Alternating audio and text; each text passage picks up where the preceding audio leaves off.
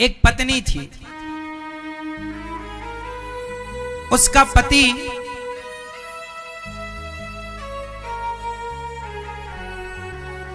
बहुत अच्छा नहीं था, पराई औरतों को देखता रहता था। और ये बात उसकी पत्नी ने भली भांति समझ लिया। भाई आंखों की भाषा भी तो समझ में आती है। जब आप किसी को देखते हैं ना, तो आप समझदार होगा तो देखने से ही पता लगा लेगा कि आप किस नियत के व्यक्ति हैं। केवल आपकी वाणी ही नहीं बोलती, आपका मुंह ही नहीं बोलता, आपके देखने का तरीका भी बोलता है। आपका दृष्टिकोण, आपकी आंखें भी बोलती हैं, पता है ना आपको। बस ये तो समझदार लोग चाहिए समझने के लिए। तो उसकी पत्नी समझ गई कि मेरा पति चरित्रहीन है, परंतु कोई बात नहीं, वो अपने पति की सेवा करती। बड़ी अच्छी नारी थी। पत्नी पति को भोजन कराए, पति की सेवा करे, पति के लिए पूरा ख्याल, सब कुछ। कुछ दिन बाद उसके पति को कोढ़ का रोग हो गया। उसका पाप बहुत था पति का, तो पति को कोढ़ का रोग हो गया। और कोढ़ ऐसा हुआ कि चमड़ी ना गल गल करके गिरने लगी, मावाद पूरे शरीर में बनती, दुर्गंध आती उसके शरीर से। लेकिन पत्नी जरा भी कोई गलत विचार ना लाकर वो पति को रोज नहलाती। अब उसका पति असमर्थ हो गया चलने फिरने में भी, परंतु वो रोज अपने पति को नहलाए, उसको सुंदर कपड़े पहनाए, मावाद को साफ करे। कोई नहीं आता था उसके पास, पूरा गांव मोहल्ला उस गली से नहीं गुजरता था जहां उसका घर था, इतना दुर्गंध था उसके शरीर में। लेकिन वो पत्नी बड़ी पतिव्रता नारी थी, अपने पति की सेवा करती और पति को भोजन करा के भोजन करती। पति के सिवा सपने में भी पराये मर्द का वो कभी चिंतन नहीं करती। श्रेष्ठ पतिव्रता नारी। एक दिन सर्दियों का मौसम था, उसका पति आंगन में बैठा था, सामने से सड़क थी। अब उसका पति बाहर बैठा था, पत्नी अंदर काम कर रही थी कि तभी उस गांव की एक सुंदर वैश्या जो राजा के यहां नाचने जाया करती थी, तो वो सुंदर सी वैश्या श्रृंगार करके उसी रास्ते से गुजरी। तो ये जो कोढ़ी आदमी था, इसने उस वैश्या को देखा, वाह कितनी सुंदर है, कितने सुंदर इसके बाल हैं, कितने सुंदर इसके गाल हैं, कितना सुंदर इसका शरीर है। उसने देखा, और जब देखा तो ये उस वैश्या पर लट्टू हो गया। मन मन में कामना कर बैठा कि क्या ये स्त्री मुझे मिलेगी। अब वो सोच ही रहा था कि वैश्या तो चली गई रास्ते से, इसकी पत्नी आई। पत्नी ने देखा कि इसके मन में कुछ चल रहा था, तो पत्नी ने समझ लिया कुछ है। पूछा, स्वामी जी क्या हुआ, आज आप उदास हैं। उस कोढ़ी ने अपनी पत्नी से कह दिया कि सुनो, तुमने आज तक मेरी बात टाली नहीं। अब देखो, वो आदमी अपनी पत्नी की सरलता का अब वो दुरुपयोग करने लग गया। उसने कहा कि तुमने आज तक मेरी बात नहीं टाली। अच्छा, वो पतिव्रता नारी थी, वो काहे को टालेगी, जो कहता वो ये पत्नी करती। पति बोला कि सुनो, पति बहुत दुष्ट क्वालिटी का था और ये बहुत सज्जन थी, बहुत सीधी थी, पतिव्रता ही थी। अब वो बड़ा दुष्ट। उसने कहा कि सुनो, वो जो वैश्या है ना, एक काम करो कि तुम मुझे एक रात के लिए उस वैश्या से मिला दो। कुछ पैसा लेगी तो तुम अपना कुछ जेवर एवर बेच के उसको दे दो, और उसको पैसा ही तो चाहिए, एक बार मेरे पास ले आओ। अब ये बात एक पति अपनी पत्नी से कह रहा है कि मेरा दिल एक वैश्या में आया है। सोचो कि आज का पति बोला होता अपनी पत्नी से, तो वहीं 2-4 जमा देती। ले, एक तो कोढ़ी है बीमार और दिल और कहीं आ रहा है इसका, दो जमाती मुंह में, और ये इस लायक था भी। लेकिन वो नारी बड़ी पतिव्रता। अब इसने कहा ठीक है मैं उससे बात करूंगी। अब वो शाम को जब मुजरा करके राजा के यहां से घर आई तो ये जाकर उस वैश्या से मिली, और उस वैश्या से इसने अपने पति की बात कही कि हमारे पति का दिल तुम में आया है, तुम जितना पैसा चाहो ले लो, पर एक बार मेरे पति से चलकर मिल लो, वो आपसे प्रभावित हैं, मिलना चाहते हैं। अब वैश्या को आश्चर्य हुआ, हे भगवान ये किस तरह की पत्नी है, अपने पति के लिए मेरे से बात करने आई है। उस वैश्या ने कहा बहन मैं हाथ जोड़ती हूं, तुम्हारे पति को कोढ़ का रोग है, बहुत दुर्गंध आती है उसके शरीर से, मैं तो रास्ते से निकलती हूं तो नाक पकड़ के निकलती हूं, मैं क्षमा करो बहन, मैं तुम कितना भी पैसा दोगी मैं तुम्हारे पति के पास नहीं जाऊंगी। चूंकि वो तो वैश्या ही थी, पैसा लेकर किसी के भी पास जा सकती थी, पर इसके पति में कोढ़ था, रोग था, बदबू थी, नहीं वो मना कर दिया, बोले मावाद निकलती है, मैंने सुना है, मैं नहीं जाऊंगी, तुम पैसा कितना भी दो मैं नहीं जाऊंगी। अब ये पत्नी बोली बहन मेरे पति की आज्ञा है, उसने साफ मना कर दिया वैश्या ने। अब ये लौट कर आई तो पति ने पूछा क्या कहा, उसने बता दिया कि उसने मना कर दिया, बोले नहीं, तो उसके पति ने फिर कहा नहीं तुम चाहोगी तो वो आ जाएगी, एक बार तुम कोशिश करो, मेरी आज्ञा है कि तुम उसे लेकर आओ। अब लो, अब ये पति की आज्ञा हो गई कि तुम लाओ, एक वैश्या को लाओ। अब उसने क्या किया होगा, तो उसने एक युक्ति निकाली। अब वो पतिव्रता जो नारी थी वो रोज सवेरे 4 बजे उस वैश्या के घर जाती, उसके घर में झाड़ू लगाती, पोंछा लगाती, उस वैश्या का बर्तन जो जूठा था वो साफ कर देती।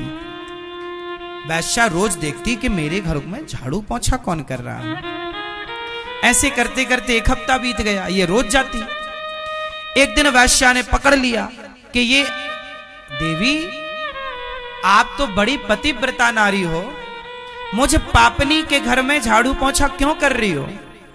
उस पतिव्रता नारी ने कहा उस वैश्या से बहन मेरे पति का दिल तुम में आया है, एक बार मेरे पति से मिल लो,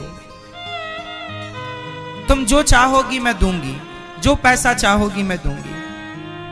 अब की बार उस पतिव्रता नारी की बात वो वैश्या टाल ना पाई और बोली अच्छा ठीक है, पर मैं नहीं आऊंगी तुम्हारे घर, तुम अपने पति से बोलना कि आज रात को 8 बजे वो मेरे घर आ जाए। ठीक है। अब ये पतिव्रता नारी फिर दौड़ी दौड़ी पति से बोली, पति के पास। पति बोला क्या हुआ, बोले आज आपको 8 बजे बुलाया है, चले जाना। अब देखो ये काम बना के आ गई, एक नारी अपने पति का काम बना के आ गई।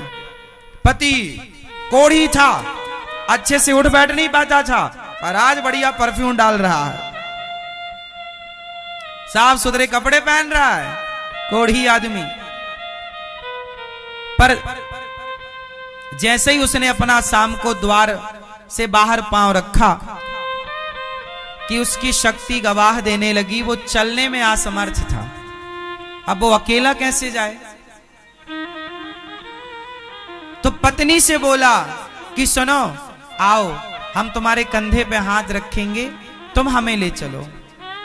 अब सोचिए एक पत्नी के कंधे में हाथ रखकर उसका पति वैश्या के घर जा रहा है और पत्नी भी जा रही है कि मेरे पति की इच्छा है तो मैं पूरी कराऊंगी। परंतु वो कंधे में हाथ रख के भी ना चल पाया, इतना दुर्बल था, मतलब इतना शरीर कमजोर था उसका। देखो शरीर कमजोर है, चला नहीं जा रहा है, पर देखो जरा मन कितना चंगा है। अब वो रोने लगा, बोले अब मैं कैसे जाऊं, मेरे चले नहीं जा रहा। पति को रोता देख पत्नी बोली अच्छा एक काम करो, आप मेरे कंधे पे बैठ जाओ। अब देखो पत्नी बैठ गई नीचे और पति को बिठाया कंधे पे बिठाया, तो उसके दोनों पांव उसकी पत्नी के सामने आए। अब उसने पांव पकड़ लिया अपने पति के और कंधे पे बिठा करके, और पत्नी जा रही है जंगल के रास्ते, गांव के अंदर से जाएगी। लोग पूछेंगे कि पति को कंधे में बिठाकर कहां जा रही हो, लोग पूछेंगे तो कैसे बताएंगे कि वैश्या के घर जा रहे हैं, पति की बदनामी होगी। तो वो जंगल के रास्ते से चली। अब उस जंगल में एक दूसरी घटना घट गई। अब यहां पर जरा समझो कि पत्नी के कंधे में कौन बैठा है? पति कोढ़ी पति। अब रास्ते में एक मांडव्य ऋषि का आश्रम था। कौन से ऋषि का? मांडव्य ऋषि। उसी रात उसी क्षण एक दूसरी घटना घटती है। जो वहां का राजा था, जिस राजा के द्वार पर वो वैश्या नाचने जाती थी, उस राजा के घर चोरों ने चोरी करी और चोरी करके भागे। तो सिपाही चोरों का पीछा करते करते जंगल में एक बाबा जी का आश्रम था, नाम था मांडव्य ऋषि। मांडव्य ऋषि के आश्रम में उन चोरों ने राजा का चुराया हुआ धन बाबा की कुटिया में फेंक दिया और चोर वहां से भाग गए।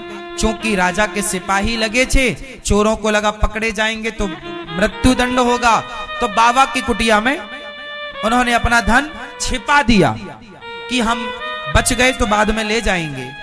अच्छा, राजा के सिपाही आए और बाबा की कुटिया की तलाशी ली, तो बाबा जी ध्यान लगाए बैठे थे। बाबा जी को कोई पता नहीं कि कौन चोर आया, कौन धन रख के चला गया। बाबा तो ध्यान में थे, पर सिपाहियों ने देखा कि बाबा की कुटिया में धन पाया गया।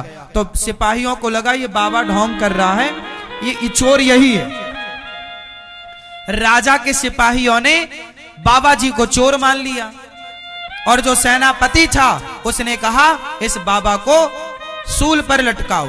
सूल एक पैना सा लोहे का सूल जमीन में गाड़ा गया और उस सूल पर बाबा जी को बिठाया गया।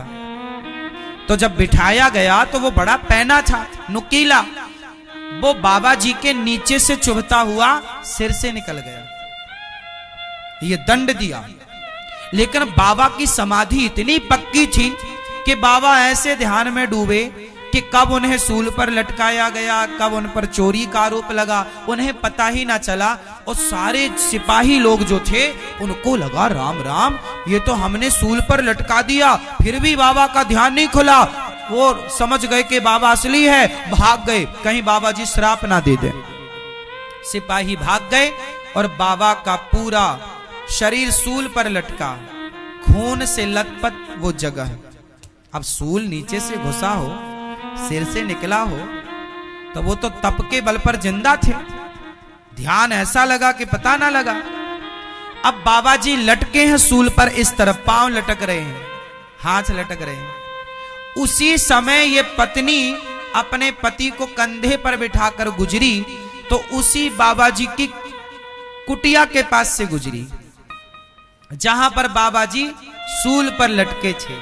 और अमावस्या की रात्रि थी, अमावस्या में कुछ ज्यादा दिखता नहीं है, तो उस स्त्री को बाबा जी नजर ना आए और बाबा जी लटके थे सूल पर और ये अपने पति को लिए थे कंधे पर। तो इसके पति का सिर बाबा जी के पांव से टकरा गया, क्योंकि सूल ऊपर गड़ा था, लटके थे तो पांव बाबा जी के लटक रहे थे ऊपर से।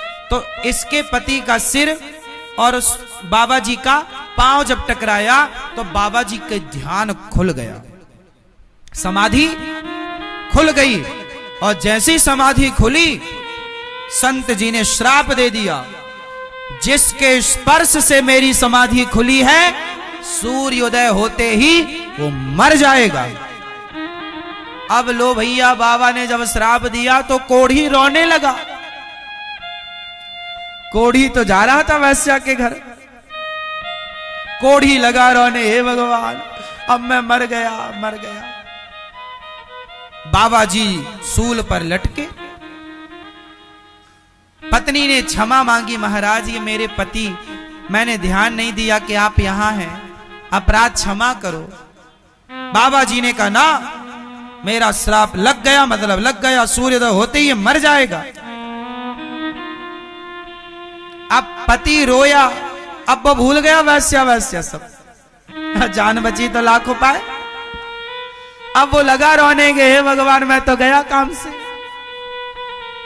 पर इसकी पत्नी बोली अपने पति से, आप रोइए मत।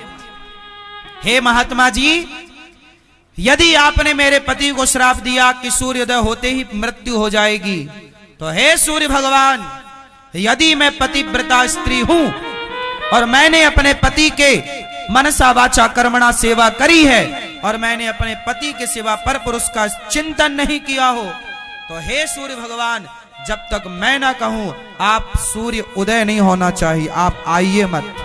साहब, उसके प्रभाव से हाहाकार मच गया सारी सृष्टि में। सवेरे के 10 बज रहे हैं पर सूर्य का पता नहीं, 24 घंटे हो गए, 48 घंटे हो गए, सूर्य का पता नहीं।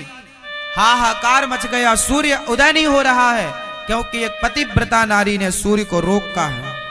यदि आप आए तो मेरे पातिव्रत धर्म से मैं आपको भस्म कर, सोचिए सूर्य को भस्म करने की ताकत एक पतिव्रता नारी में है। सूर्य भगवान डर गए, नहीं आए। ये कथा पद्म पुराण में लिखी है, आए नहीं। हाहाकार मचा, देवता आए, हे देवी सूर्य भगवान को आने दो। बोले ना, मेरे पति मर जाएंगे। जब देवताओं की बात ना सुनी गई, तब सबसे बड़ी पतिव्रता नारी स्वयं माता अनुसुईया प्रकट हुई। और माता अनुसुईया ने, पतिव्रता नारियों की शिरोमणि माता अनुसुईया है, वो माता अनुसुईया जिन्होंने ब्रह्मा विष्णु महेश को भी अपना पुत्र बना दिया था अपने पातिव्रत धर्म के बल पर। वो आई, कहा बेटी विधि के विधान को तू रोक मत, तू आने दे, मैं तेरे पति को जीवित करूंगी। उसने सूर्य भगवान को आने की इजाजत दी। सूर्य भगवान की पहली किरण पड़ते ही संत के श्राप के कारण उनके पति की मृत्यु, कोढ़ी मर गया। कोढ़ी जब मरा तो माता अनुसुईया ने हाथ में जल लेकर कहा, हे विधाता, यदि मैं सच्ची पतिव्रता हूं तो मेरे पातिव्रत धर्म के बल पर इसका मरा हुआ पति जीवित हो जाए और उसका सारा दोष समाप्त हो जाए। जैसे जल छिड़का, उसका कोढ़ का रोग भी ठीक हो गया और जो उसका मन बिगड़ा था, मन भी पवित्र हो गया और उसका पति उठकर बैठ गया। दिव्य विमान आया और उस पत्नी के प्रभाव से दोनों पति पत्नी विमान पर बैठकर भगवान के परम धाम को चले गए।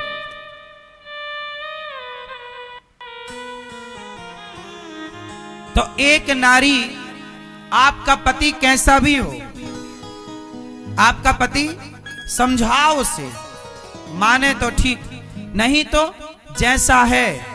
अब ये आपके प्रारब्ध में था, अब आप अपना कर्तव्य पूरा करते रहो, आप अपना धर्म पूरा करते रहो, क्योंकि उसको उसके कर्मों का दंड मिलेगा और आपको आपके कर्मों का दंड मिलेगा। इसलिए आप अपना पातिव्रत धर्म का पालन करते हुए आप उसकी तरह मत बनो।